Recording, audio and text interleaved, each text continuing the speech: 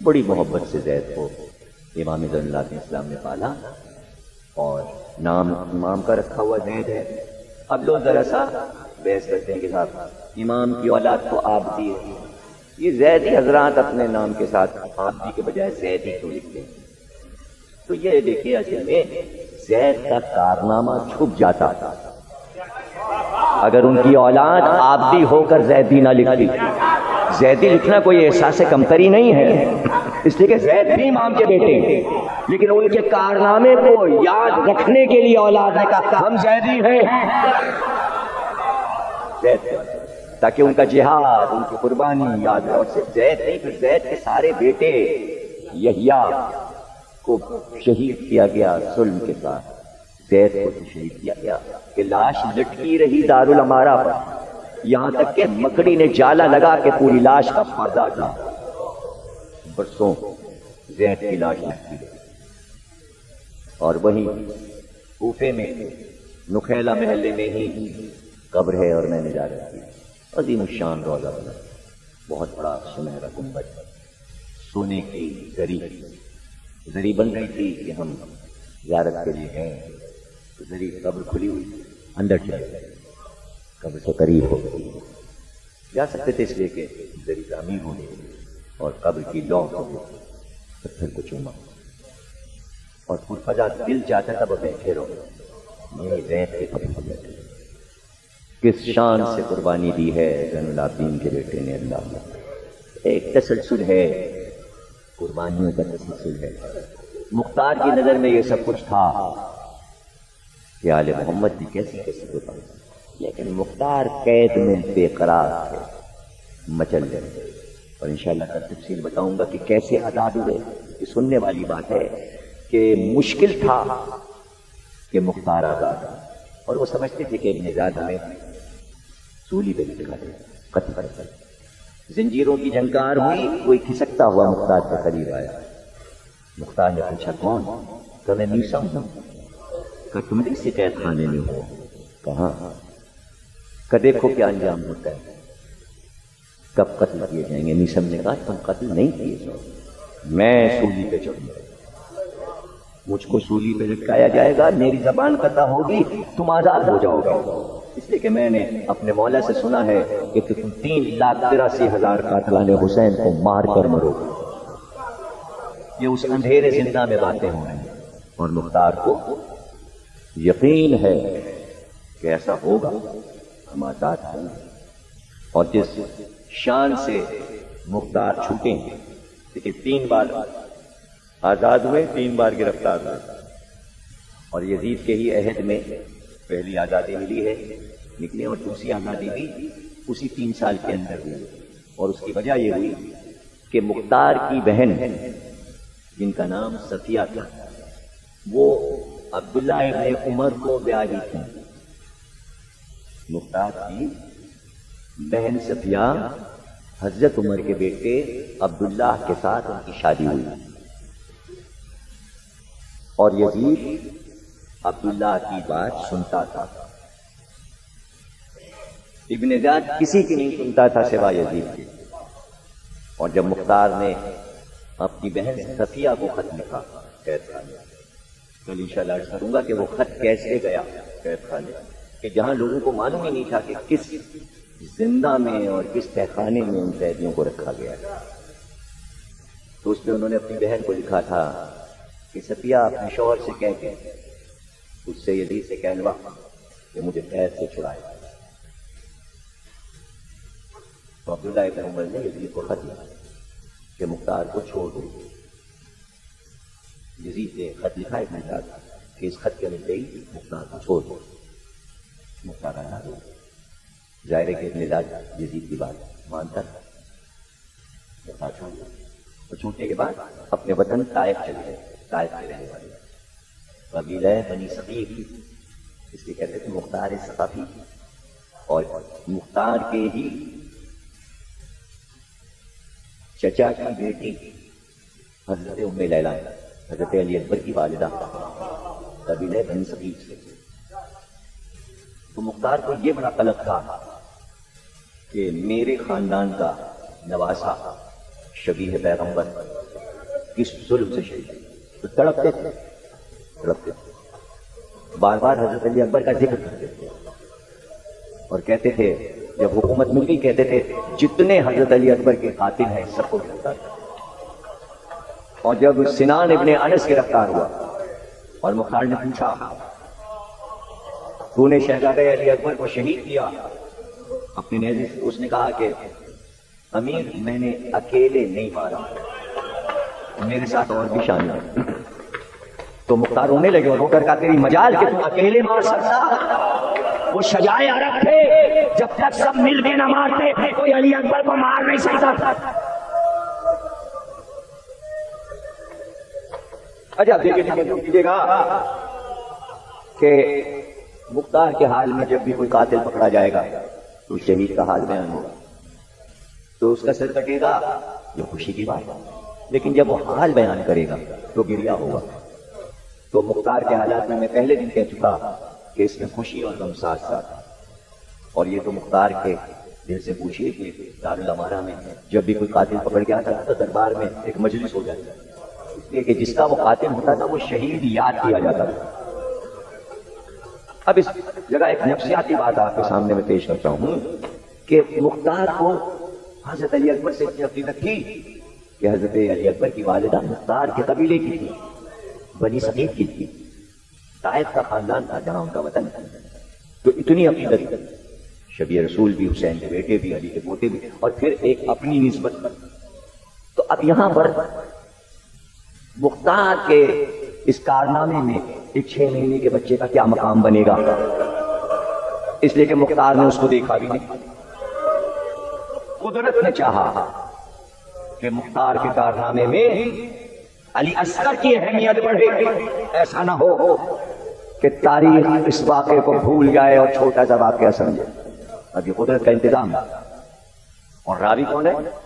امام زین العابدین علیہ السلام کے صحابی منہال، جنہوں نے امام سے روایتیں لکھی ہیں، دعائیں لکھی ہیں، امام کے صحابی، رہتے کوفے میں، لیکن جب بھی حج کرتے ہیں تو حج کر کے سیدھے امام کی زیارت ہو جاتے ہیں۔ تو منہال کہتے ہیں کہ حج کر کے میں زیارت کے لیے امام کی خدمت میں پہنچا، اور یہ حدیث ہے کہ حج قبول ہی نہیں ہوتا جب تک کہ معصوم کی زیارت نہ ہو، اس لیے حج کر کے لوگ زیارت ضرور کرتے ہیں تاکہ حج قبول ہو جائے۔ زیادہ تر ترکی کے لوگ ایسے اپنا ویزا رکھتے ہیں کہ حج کریں اور واپس عراق سے ہو، شیعہ ہو یا سنی، سارے حنبلی ہیں، وہاں کے لوگ شافعی ہیں، ترکی کے لوگ، لیکن وہ کہتے ہیں کہ امام حسین کی زیارت کر کے ترکی واپس ہوتے، حج کیا، عراق آئے، پھر ایران آئے، ترکی۔ تو بہت سے عرب کرتے ہیں کہ حج کے ساتھ زیارت بھی کریں۔ خالی حج قبول نہیں ہے، حج کیا ملتان سے گیا، آ گئے جہاز سے ہار پہن لیا سمجھے قبول ہو گیا، ہار پہننے سے حج قبول نہیں ہوتا، فوراً معصوم کی زیارت وقت پہ پوچھ تو رسول اللہ کی زیارت ہے، جناب سیدی کی زیارت ہے، جنت البقیع میں ائمہ موجود ہیں، 5 امام، 4 امام، 6 امام، ان کی زیارت ہے، لیکن حسین مظلوم کی زیارت حج کے ساتھ۔ منہال کہتے ہیں میں حج کر کے امام کی زیارت کے لیے، اور جا کے امام کی خدمت میں بیٹھ گیا۔ امام نے کہا کہ کب نکلے تھے کوفے سے؟ منہال نے بتایا کہ جب تم نے کوفہ چھوڑا تھا تو کوفے میں کیا ہو رہا تھا؟ منہال کہنے لگے کہ مولا مختار کی حکومت ہے کوفے پر، اور اس نے چن چن کر آپ کے بابا کے قاتلوں کو گرفتار کیا ہے اور ان کو قتل کر رہا ہے۔ تو امام کہنے لگے منہال ہرملہ پکڑا گیا، ہرملہ بھی گرفتار ہوا گیا۔ منہال کہتے ہیں میں نے 10 بستہ عرض کیا، میں نے کہا مولا آپ نے اپنے بھائی علی اکبر کے قاتل کو نہیں پوچھا، اپنے چچا عباس کے قاتل کو نہیں پوچھا، آپ نے اپنے بابا امام حسین کے قاتل کو نہیں پوچھا، یہ ہرملہ کو کیوں پوچھا؟ اب منہال کہتے چوتھے امام کی آنکھوں سے آنسو برسنے لگے۔ کا منہال بات یہ ہے کہ ہرملہ کا ایک تیر ہم آل محمد کے کلیجوں کو چھید گیا، ہم لوگوں کے سینے پہ داغ ہے وہ تیر۔ میں نے کہا مولا جب میں کوفے سے چلا تھا اس وقت تک ہرملہ نہیں گرفتار ہوا تھا. تو منال کہتے ہیں امام نے اپنے دونوں ہاتھ بلند کیے. کا امام کے پاس جا رہے, امام کے پاس جا رہے, کیا باتیں ہوئی کا پوچھ رہے تھے کہ کوفے میں کیا ہو رہا ہے. تو میں نے تمہارا حال سنا دیا کہ امیر مختار نے لوگوں کو گرفتار کیا ہے, قاتلان کو, اور ان کو سزا دے رہا ہے. تو کہا تو پھر کیا فرمایا؟ کہا وہ بس ایک سوال کیا انہوں نے کہا مختار نے ابھی تک ہرملہ کو نہیں گرفتار کیا. منال کہتے ہیں کہ مختار نے اسی وقت اپنے گھوڑے کو کوفے کی طرف واپس لیا. میں نے دیکھا کہ وہ اپنے گھوڑے کو بہت تیز لے کر دارالامارہ کی طرف جا رہے ہیں. میں بھی تیز تیز چلا, پھر میں نے دیکھا مختار نے کوئی بات نہیں کی, لیکن جیسے ہی دارالامارہ کے دروازے پر پہنچے کہ ایک طرف کوفے کے بازار سے شور ہوا اور مجمع چاروں طرف سے دوڑنے لگا اور آوازیں آنے لگیں, ہرملہ گرفتار ہو گیا, ہرملہ گرفتار ہو گیا, ہرملہ گرفتار ہو گیا. منال کہتے ہیں جیسے ہی یہ صدائیں بلند ہوئی میں نے دیکھا مختار گھوڑے سے کود پڑے اور کودتے ہی اپنا سر زمین پہ رکھ دیا. کا شکر ہے پروردگار کہ ہرملہ گرفتار ہوا. ابھی تو امام کا شکوہ میں نے سنا, میں شرمندہ نہیں, ان کی بارگاہ دروغہ کوفے کا کامل عبداللہ ابن کامل آگے بڑھا. کامل ہرملہ کو ہم نے بڑی مشکل سے پکڑا اور اس کو رسیوں میں باندھ دیا. چاروں طرف سے رسیوں سے کھینچتے ہوئے اس کو لا رہے ہیں. مختار نے کہا اتنی دیر کیوں ہو رہی ہے اس کو لانے میں؟ کامل جس طرف سے گزر رہا ہے لوگ گھروں سے نکلتے آ رہے ہیں, ہرملہ کا سن کر مجمع بہت بڑھتا جاتا ہے اور دیر اس لیے لگ رہی کہ جو لوگ آتے ہیں مجمع چاروں طرف سے وہ آ کے اس کے منہ پہ تھوک رہے ہیں, اپنی چپلیں اور جوتے اتار اتار کے اسے کھینچ کھینچ کے مار رہے ہیں. تو اس کو بچا کر آپ تک لانا مشکل ہو رہا ہے. منال کہتے ہیں گھوڑے سے اتر چکے تھے, فوراً حکم دیا کہ میں دارالامارہ میں انتظار کر رہا ہوں. ہرملہ کو میرے سامنے لایا گیا. مختار تخت پہ تشریف فرما ہوئے, اتنی دیر میں پتہ چلا کہ ہرملہ دارالامارہ میں لایا گیا. مختار نے کہا سامنے پیش کرو, اور مجمع دیکھنے کے لیے. اور پھر دارالامارہ کا مجمع جب بھی کوئی قاتل پکڑ کے آتا تھا خلقت امڑ آتی. دارالامارہ کے چاروں طرف سڑکیں بھر جاتی تھیں کہ دیکھو مختار اس کو کس طرح سزا دیتے. جب ہرملہ کو پیش کیا گیا جناب مختار کے سامنے تو پہلے سے ملازم تیار رہتے تھے. بڑے بڑے چولہے تھے جس میں ہر وقت آگ جلتی رہتی تھی. اس کے اوپر لوہے کے بڑے بڑے کڑھاؤ تھے جس میں ایک آدمی آ سکے. اس میں زیتون کا تیل بھر دیا جاتا تھا کڑھاؤ میں, اور پھر آگ کو تیز کیا جاتا تھا اور تیل جو تھا وہ پکنے لگتا تھا, کھولنے لگتا تھا. اور ایک طرف ایک شامیانہ لگا تھا, وہاں پر کچھ لکڑی کے تختے پڑے پڑے, بغدے پڑے ہوئے, خنجر تھے, تلواریں تھیں, زنجیریں تھیں, طرح طرح کے ہتھیار تھے. الگ الگ انگلیاں کاٹنے کی چھریاں الگ تھیں, ہاتھ کاٹنے کی الگ, ناک اور کان کاٹنے کی الگ, گھٹنے کی ہڈی توڑنا ذرا مشکل, تو اس کے لیے بھی مضبوط بغدے تھے, بغدے کے جو گھٹنے کے 30 الگ الگ طرح کونیوں. اور وہ بہت ہی ایسے مضبوط لوگ تھے کہ جو ٹریننگ شدہ تھے مختار کے. رسیوں میں بندھا ہوا, چاروں طرف سے لوگ اسے کھینچے, چہرہ اس کا سیاہ مختار کے سامنے پیش کیا. مختار نے کہا بتا کربلا میں تم نے کیا ظلم کیا؟ کہ لگا امیر قتل کرتے مگر اب یہ نہ پوچھ. یہ ہے قاتلوں کی شرمندگی. جو لوگ یزید کا فیور کرنا چاہتے ہیں وہ اس کی شرمندگی دیکھیں گے. کربلا کے قاتلوں کی شرمندگی, ان کا رونا, ان کا پیٹنا, ان کے چہرے سیاہ دیکھیں, ان کا انجام دیکھیں اور کربلا کو سمجھیں, توحید کو سمجھیں. اور مختار کو برا بھلا کہنے کی ضرورت نہیں. چھوٹا سا کام اللہ نے مختار سے لینا چاہتا ہے, وہ ہو گیا. اتنا بھی نہیں آپ کو پسند کہ ہم مختار کی سزاؤں کو سن کر تھوڑی دیر کے لیے خوش ہوں. اس سے کوئی مختار کے واقعے کو 1400 سال ہو گئے. مختار کے واقعے کو سن کے ہم نے رونا نہیں چھوڑا. عزاداری اسی طرح ہو رہی ہے. قاتل سب پکڑے گئے, سب کو سزائیں ملی, عزاداری ویسے ہی رہے گی. کیوں؟ ارے بھائی علی اکبر کا قاتل پکڑا گیا ہوگا نا، سزا ملی، عباس کا قاتل پکڑا گیا سزا ملی، علی اکبر کا قاتل پکڑا گیا سزا ملی، سکینہ پہ جو مصائب پڑے ہیں گریا کیسے ختم ہو جائے گا؟ اس کا بدلہ کون لے گا؟ بی بی کے تماچے کا بدلہ تو کوئی لے نہیں سکتا جو منہ پہ پڑا، گلے کی رسی کا بدلہ مختار کیسے لے گا؟ تو ایسی کوئی عید اور خوشی نہیں ہے مختار کا واقعہ سن کر کہ انتقام پورا ہو گیا، انتقام نہیں پورا ہوا بلکہ اور گریا میں اضافہ ہو جاتا ہے۔ مختار کے حالات جب بیان ہوتے ہیں، آپ نے کہا تجھے بتانا پڑے گا کہ تو نے کربلا میں کیا ظلم کیا، اور اگر نہیں بتائے گا دیکھ میں کیا کرتا ہوں۔ آپ نے حکم دیا اس کی انگلیاں کاٹ کر اس زیتون کے کھولتے ہوئے تیل میں ڈال، اس کے اعضا قطع کر کے آگ میں ڈالو تاکہ میرے ہاتھ سے امام کی دعا قبول ہو کہ زندگی میں لوہے کا اور آگ کا مزہ چکھے زندگی۔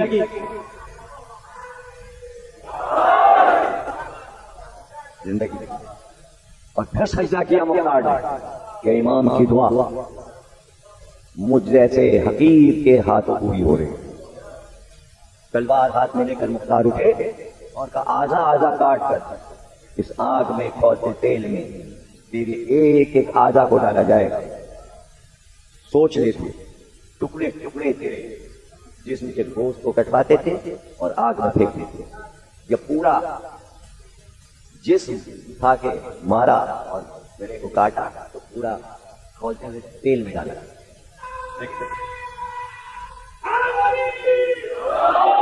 لیکن جب زندہ ہے تو جگہ جگہ کا گوشت خنجر سے کاٹ کر اس کے سامنے آگ میں ڈالے۔ لیکن یہ سزا کوئی بہت بڑی سزا نہیں ہے جو مختار تو چاہتے ہیں حسرت پوری ہو، لوگ دیکھیں کہ آل محمد کے گھرانے پہ ظلم کرنے کا کم از کم یہی انجام دیکھیں۔ ارے جہنم میں کتنے لوگ تھر تھر آ گئے ہوں گے۔ دیکھو جملہ میرا یاد رکھنا، علی اصغر کے قاتل کو مختار نے سزا اس طرح کی دے کر عالم اسلام کو بتایا کہ بچے کو جو بھی قتل کرے چاہے وہ محسن کیوں نہ ہو، قاتل کی سزا یہ ہے، یہ سزا ہے۔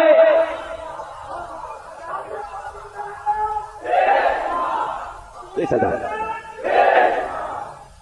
بتا تھر تھر آ رہا ہے، کہتا اچھا امیر میں بتاتا ہوں کہ کیا امیر، میں عرب کا بہت مشہور تیر انداز ہوں اور شکار کھیلنے کے لیے بڑے بڑے لوگ مجھے ساتھ رکھا کرتے ہیں، اس لیے کہ میرا نشانہ کبھی خطا نہیں کرتا، ہمیشہ شکار پہ جاتا اور میں اپنے تیر خصوصی طور پر آہن گر سے بنواتا تھا، اس لیے کہ عام تیر ہلکے ہوتے لیکن میں اپنے تیر بھاری بنواتا تھا اور میرے تیر ہمیشہ 3 بھال کے ہوتے تھے۔ تیر میں ایک نوک ہوتی ہے لیکن میرے تیروں میں 3 طرف نوکیں ہوتی ہیں، اس لیے کہ میں ایسے حلال جانوروں کا شکار کرتا تھا کہ جب میں دور سے نیل گائے یا جنگلی گائے یا بکرے کو ماروں تو میرے پہلے تیر پر وہ جانور گر جائے، اس لیے میں نے یہ اہتمام شکار کے لیے کیا تھا۔ مجھے جب بادشاہ شام کے حاکم کا خط ملا کہ تجھے ایک جنگ میں جانا ہے اور اتنا اتنا انعام ملے گا اور جو تیر تو شکار میں استعمال کرتا ہے وہ تیر تجھے وہاں لڑائی میں استعمال کر دے، تو بڑا نشانے باز ہے، اور جہاں جہاں ابن سعد تجھے حکم دے وہاں وہاں تیر چلانا۔ ظاہر ہے کہ مجھے زیادہ وظیفہ مل رہا تھا، امیر میں نے بہت سے نئے تیر بنوائے اور چونکہ حاکم شام کا حکم تھا اس لیے میں نے اور اہتمام کر لیا کہ میدان جنگ ہے، اس لیے میں نے 7 تیر بنا کے اپنے ترکش میں رکھ لیے اور ان تیروں کی نوکوں میں زہر میں بجھا دیا تاکہ اگر تیر ذرا سا کسی کو لگ بھی جائے تو زہر اس کا خاتمہ کر دے۔ 7 تیر میں نے زہر بھر زہر میں تیروں کو بجھا دیا، اور میری کمان بھی دنیا کے تمام کمانداروں سے زیادہ بھاری ہے۔ اب یہ بچوں کو میں سمجھاتا ہوں کہ کمان جب بنائی جاتی ہے اور اس میں ڈوری بنتی ہے تو کمانیں دو طرح کی بنتی ہیں. ایک کمان ہوتی ہے ایک ٹانک کی، ایک ہوتی ہے دو ٹانک کی کمان. دو ٹانک کی کمان، ایک ٹانک کی کمان کیا؟ جب کمان بن کے تیار ہوتی ہے تو اس کی ڈوری میں وزن لٹکایا جاتا ہے اور پھر کمان کو اٹھاتے ہیں کہ یہ ڈوری اتنا وزن اٹھا سکتی ہے، ٹوٹے گی تو نہیں. ڈوری کو مضبوط ہونا چاہیے، تیر کو پھینکے گی. تو پہلے اس میں ایک من کا پتھر لٹکاتے ہیں اور پھر کمان کو اٹھاتے ہیں، اور ڈوری اگر نہیں ٹوٹتی تو اسے ایک ٹانک کی کمان کہتے ہیں. پھر اس سے مضبوط ڈوری جب بناتے ہیں تو 2 من کا پتھر ڈوری میں باندھ کے کمان کو اٹھاتے ہیں. اگر 2 من اٹھا لیا کمان نے اور ڈوری نہیں ٹوٹی اسے کہتے ہیں 2 ٹانک کی کمان. اے امیر، میں 2 ٹانک کی کمان لے کر گیا تھا. 2 ٹانک کی کمان میں یہ ہوتا ہے کہ جو تیر چلے گا جس کو لگے گا ایسا لگے گا 2 من وزن اس کے اوپر گرا، اس طاقت سے جائے گا تیر.